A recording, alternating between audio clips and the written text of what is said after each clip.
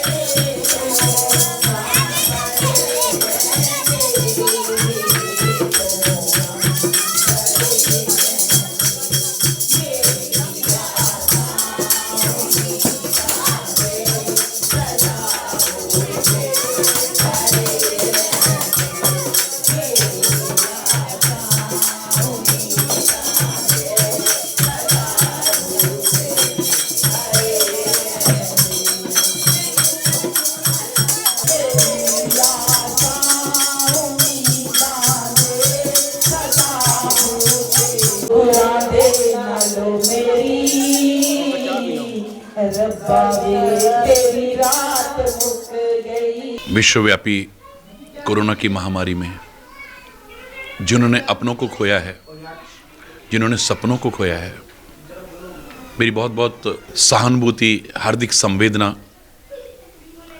और हृदय में एक पीड़ा और व्यथा है उनके लिए। लेकिन इस कोरोना काल को भी,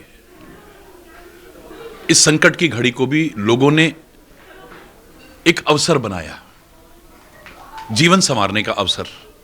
सेवा, सहयोग हर रूप में करने की कोशिश की है, चाहे वो हमारे डॉक्टर्स हों, नर्सिंग स्टाफ, सफाई कर्मी, मीडिया कर्मी, पुलिस कर्मी, स्वयंसेवी संगठन, यहाँ तक कि हमारे पवित्र उपासना स्थल, चाहे वो मंदिर हों, पवित्र गुरुद्वारे हों। उन्होंने दिखा दिया कि हमने खाली गुरु महाराज को या परमात्मा को यही तक नहीं रखा है, सब में देखा है, इसलिए सबकी उस रूप में सेवा की है। अद्भुत दृश्य उपस्थित किया है उन्होंने। मैं जहाँ होशियारपुर आने पर यहाँ के लोगों के प्यार, उत्साह, श्रद्धा की सराहना करता हूँ।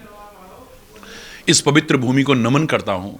वीरों की भूमि है, गुरुओं की भूमि है, भक्तों की भूमि है, वीर अमर शहीदों की भूमि है और महान व्यक्तित्व जो हुए हैं उनकी भूमि है ये, जहां लोगों ने उस भाव को समझते हुए सेवा और सहयोग का एक बीड़ा उठाया।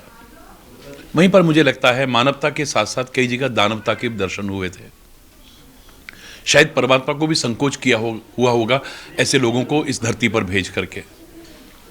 2500 की एम्बुलेंस, 45,000, 50,000, 25,000, 30,000, 400 का इंजेक्शन, 40,000, 50,000, 400 का ऑक्सीजन सिलेंडर, 1-1 लाख तक भेजा है लोगों ने। काम आना था, कमाना नहीं था। ये अवसर कमाने का नहीं, काम आने का था। धन्य हैं वो लोग जो इस अवसर में काम आए। हम उन सबको सल्यूट करते हैं, हृदय से नमन करते हैं। मेरे प्यारे भाइयों, मेरी प्यारी बहनों, मेरे प्यारे बच्चों, अभी ये कोरोना काल पूरी तरह से खत्म नहीं हुआ है। इससे डरने की आवश्यकता नहीं है। मैं प्रारंभ से ही कहता रहा हूं, लेकिन सावधानियां बरतना बहुत आवश्यक है। आप भीड़ भाड़ में हो, सरकार के दिशा निर्देशों का पालन करें आप।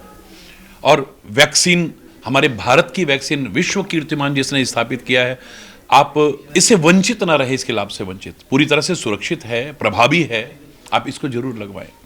मैं एक बात जो कहना चाहता हूं कि आज आवश्यकता है, जब पूरे विश्व पर एक संकट छाया हुआ है, तो हम आपसी समस्त प्रकार की संकीर्णता और मतभेदों को त्याग करके प्रेम, एकता, सद्भाव और सांप्रदायिक सौहार्द को बढ़ावा दें।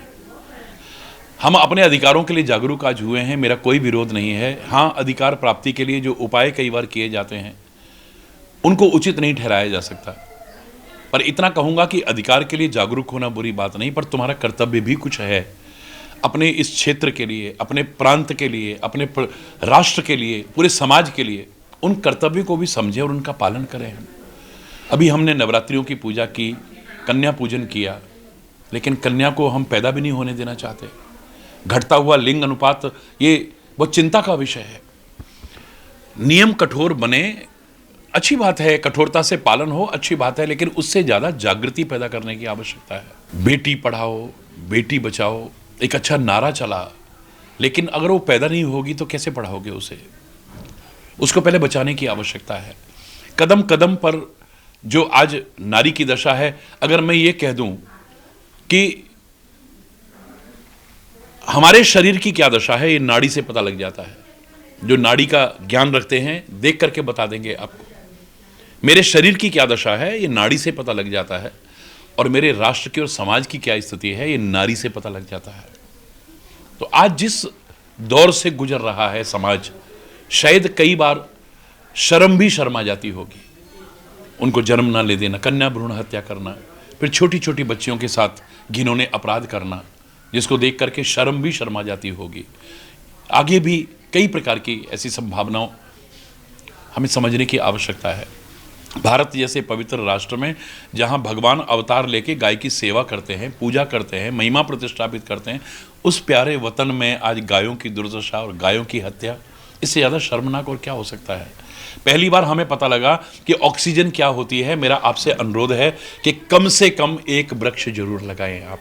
आज मैंने यहाँ होशियारपुर में आते भी पेड़ लगाए हैं और हर जगह पर लगाता हूँ। पर्यावरण रत्न का पुरस्कार मुझे मिला, मैं उसका भूखा नहीं हूँ। 10 लाख पौधे मेरी प्रेरणा से, प्रभु कृपा से लग चुके हैं। तो अब ऑक्सीजन का महत्व लोगों को पता लगा है। आप प्लीज अपने लिए, अपनी सुरक्षा के लिए पर्यावरण की सुरक्षा जरूर सुनिश्चित करें, पेड़ जरूर लगाएं, वरना काटने से रोकें, लोगों को काटने में सहायक न बने। द स्टैंडर्ड न्यूज़ ਲਈ ਹਰਪਾਲ ਲਾਡਾ ਦੇ ਨਾਲ ਕੈਮਰਾਮੈਨ ਜਤਿੰਦਰ ਪਿੰਸ ਦੀ ਰਿਪੋर्ट।